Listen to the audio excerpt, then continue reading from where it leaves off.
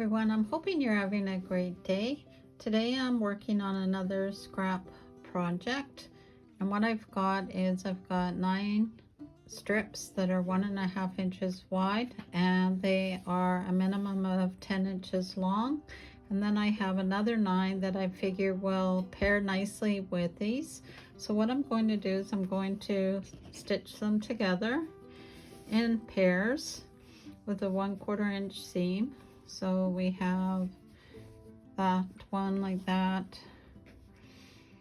and then we've got that together. You get the idea.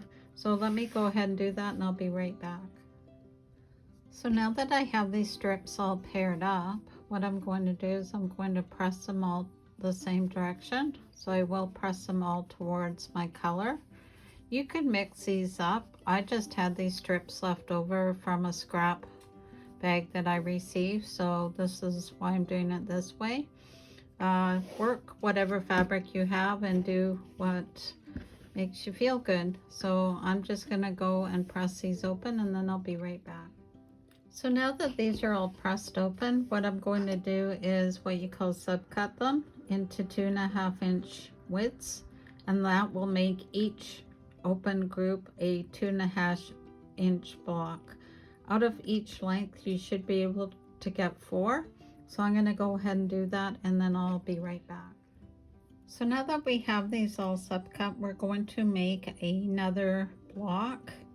So what we're going to do is we're going to take these and we're going to pair them like that, so it's an L. And then we'll do another L going in this direction. So then you end up with a pattern that's sort of like a square pinwheel.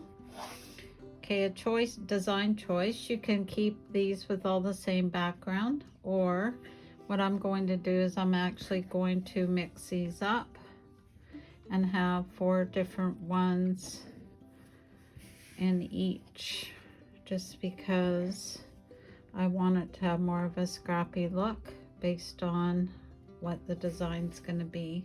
So I'm going to go ahead and make up 9 of these blocks, and then I'll show you what to do next. I'm just showing you another piecing nesting opportunity. So once you join on the vertical like this, if you press one to the right and one to the left with right sides together, you can lock them in nicely like that. You don't have to worry about this seam here or here, and you're just going to stitch 1/4 inch seam along the horizontal, and then you'll have a nice center seam. So that's just another nesting trick. So I will finish these up and be right back.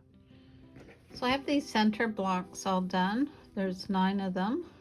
I'm very happy with how they turned out. So now what we're going to do is start making a frame for these. What we need to do is take a dark color. I'm using black, and a mid-tone to lighter color, and I'm using a gray. And these are 2.5 by 4.5, and I'm going to join them together. And this will start forming a frame that's going to be going around our larger block. You'll need 4 of these sets per block, so depending on how many you make is how many of these sets you'll need to do. Because I don't have a lot of 2.5, 4.5 cut in the colors I want, I'm actually going to be strip piecing them. So I've gone ahead and I have some 2.5 inch width of fabric strips in both the black and the gray I'm going to be using. So I'm going to join these together, and then I'm going to cut them down into the 4.5 inch widths. So let me go ahead and do that, and I'll be right back.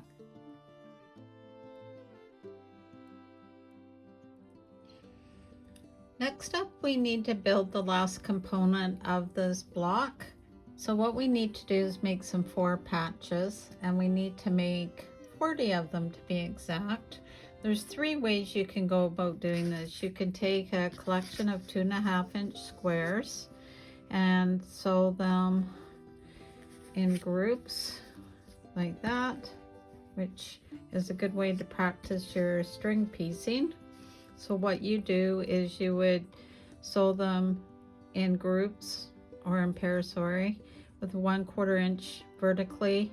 Just keep going, and then once you press them open, you can pick what side to go to the dark side to, and then you join them horizontally on the 1/4 inch. So that's one way. Another way is to take two 4.5, or these would be 2.5 by 5 inch pieces, right sides together, 1/4 inch seam, press them open, and then cut them apart at 2.5 inches.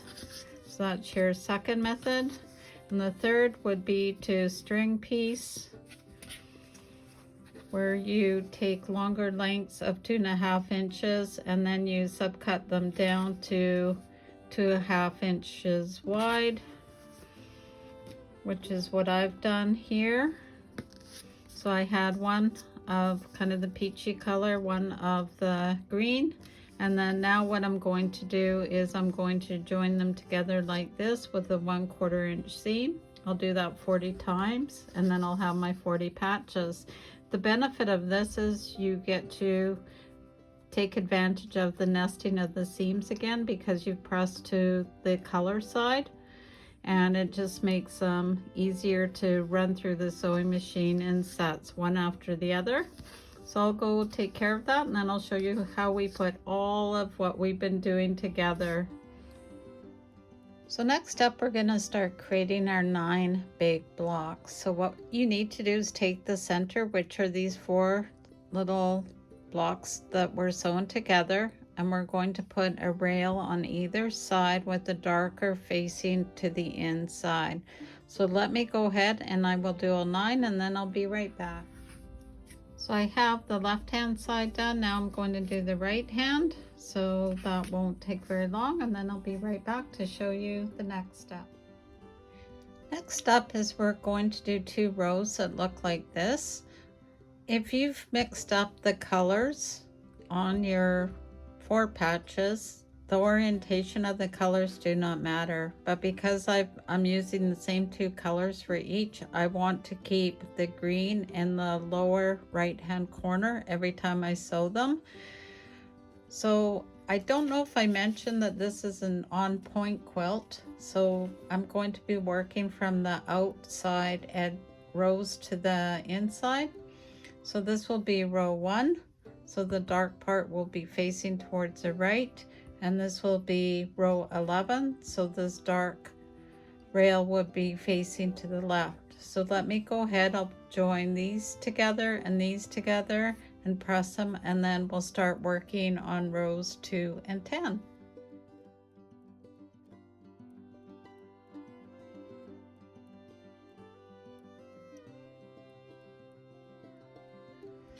And here will be rows 2 and 10.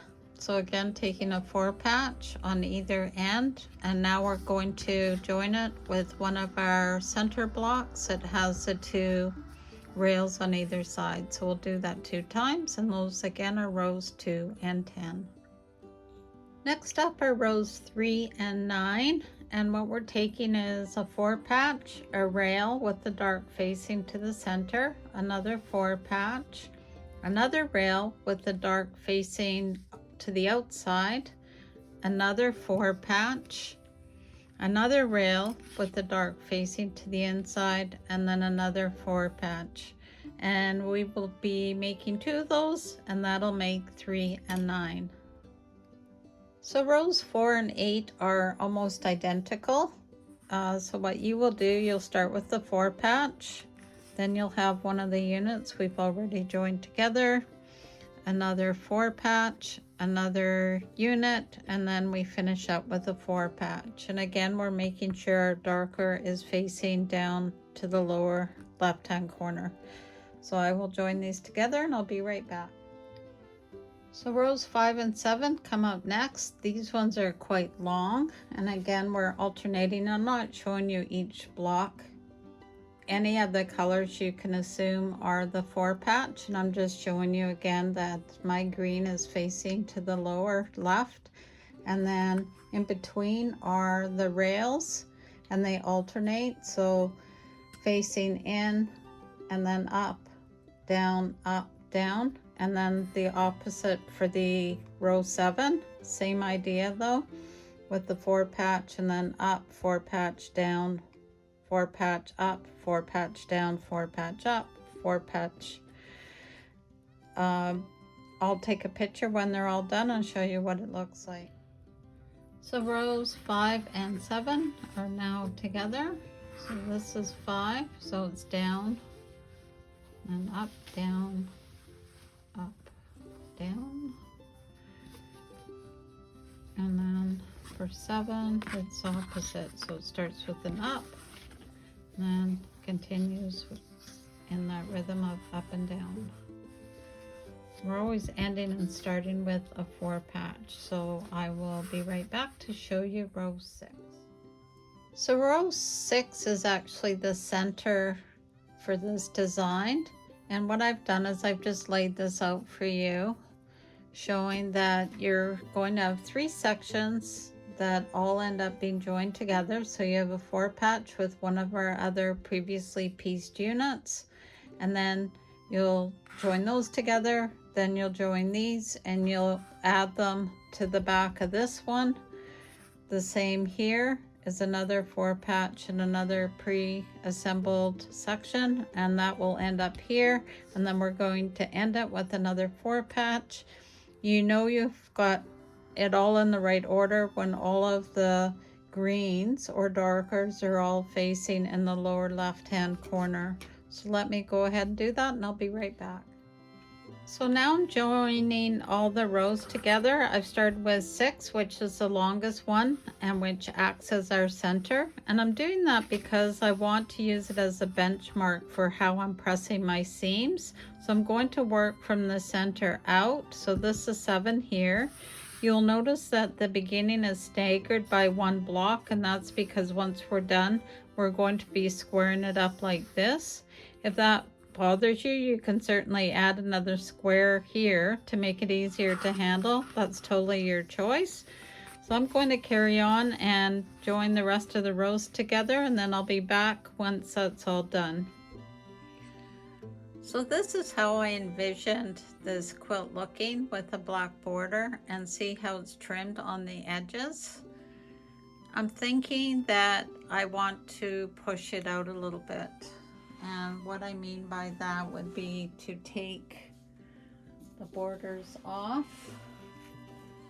and then to fill in the gaps with more of the gray background and then put the black border on. Let me know in the comments below how you'd finish this off, because I'm gonna pause this until I figure it out. As always, sew safely and sew with Debee. Bye for now.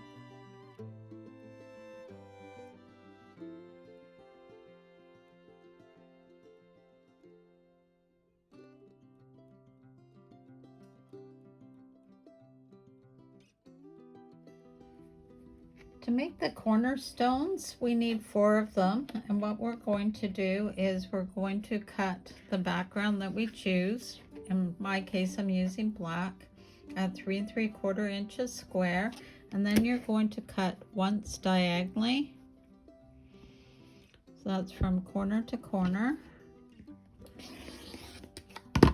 and there are 2 corners. So these will end up in the top right, left, and bottom right and left corners. Next we'll do the side setting stones, and those are the parts that go in between the blocks. I'll show you once I place them into position. So what we're going to do is we're going to take some 7-inch squares, which I'll prepare, and then I'll show you what to do. Okay, to do the setting squares, we need 24 of them. So what we'll take is a 7-inch square of whatever fabric you're choosing. I'm using the black. And what we're going to do is cut corner to corner, and that will yield 4 for us. So 4 times 6 is 24. My math is still sharp, and that will get the job done. So again, I should be using my rotating mat, but I don't have it right beside me. It's just faster to do this. So I'm just kind of hovering my ruler until I've got it set up. It's still matching in the center, and cut. So then we now have 4, and they will be placed like that, and it'll make sense once I take you over to the designer wall to see what it looks like. So let me cut all of these and then I'll be right back. Okay, I'm just showing you that in the corner, those are the corner pieces. And then these are the setting squares that we just cut out of the 7-inch. Because I'd already sewn all the rows together, I will need to unpick about 1/2 inch on each seam to join these in. They're relatively easy to do. These you just center, so you align the point up with the seam here, with the right side here, and do 1/4 inch, flip it up, and then you add this, etc., etc., and then do the same here, and then join all those. So I'm going to go ahead and do that, and then I'll show you what it looks like when it's all done.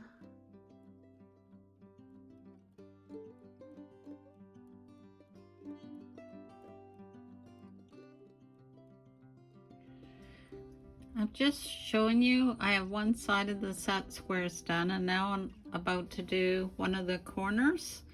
And what I showed you when it was on the design wall, when you do your right sides together, if you put the point with the seam, it'll center it in the square, and then when you stitch this down and flip it over, it'll give you a little bit of extra for trimming, and this will be perfectly centered. I hope that makes sense. If you have any questions, just leave a note in the comments or email me, and I'll be happy to help you out. So I have the corner now sewn into position, so I'm just showing you how once it's pressed nicely, it'll look how it squares up. And by getting that point in the center there and stitching along, you flip it over, and there you go. So I have one side done, 3 more to go. Here it is, all done with the borders pinned on. I hope you like it with the black. I really like how it's turned out. Sorry for the confusion that kind of happens when I'm designing on the fly. So again, sew safely, sew with Debee. Please share, like, and subscribe. And as always, leave me a comment because I'd love to hear from you. Take care and have a great day of sewing. Bye for now.